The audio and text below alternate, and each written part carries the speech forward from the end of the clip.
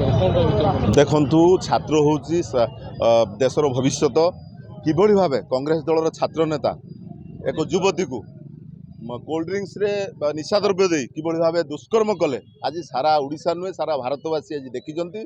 आज बासदेवपुर बीजेपी युव मोर्चा शाखा तरफ आज सर्वोच्च नेता राहुल गांधी पुष्पपुतला दाह करागला तथा पीसीसी सभापति भक्तचरण दास पुष्पपुतला दाह कराला इस्तफा बासदेवपुर युव मोर्चा तरफ दाबी करा तुरंत गादी को से इस्तफा दिंतु गादी छाड़।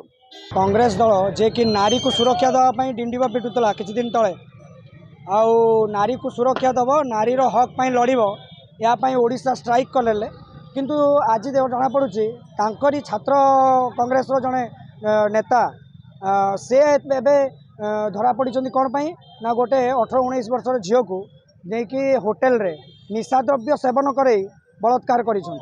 आ से विषय रे आमे बासदेवपुर नगर युव मोर्चार पिला माने ओ किछि वरिष्ठ नेता मिसी आज तांकर कुशपुतलिका दाह कलु एवं कांग्रेस को चतई जे ये मनमानी शासन आउ चलबनी तमे आसिक केवल राजनीतिक रोटी सेकिया आंदोलन करवा आउ सत्य सत्य जे नारी पाई लड़ाई करवा ता भीतर आकाश पाताल तफात अच्छी।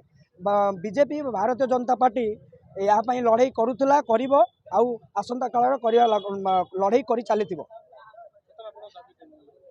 आमर दाबी प्रथम दाबी जे जे कि डिंडिम पिटुले नारीर सुरक्षा पाई कि भक्त दास तांकर इस्तफा एवं जो युव कांग्रेस नेता जी धरा पड़ी माने कठोर रु कठोरतम दंड विधि करा जाऊ एवं राहुल गांधी इस्तफा आम दाबी कर। छात्र कांग्रेस सभापति उदित प्रधान जेपरी भाव में गोटे निरीह निष्पाप नारी को मध्य पर गण दुष्कर्म करिसेंती सही बाबू 5 दिन पूर्व राजरास्ता राज अवरोध करी नारी को न्याय देवाई कोकुमीर कांदना कांदुले। आज राज्य बीजेपी युव मोर्चा तरफ आज विक्षोभ प्रदर्शन करा जाउची।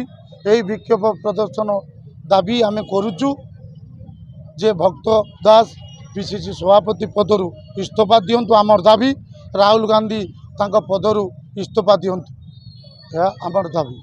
ब्यूरो रिपोर्ट संपूर्ण न्यूज।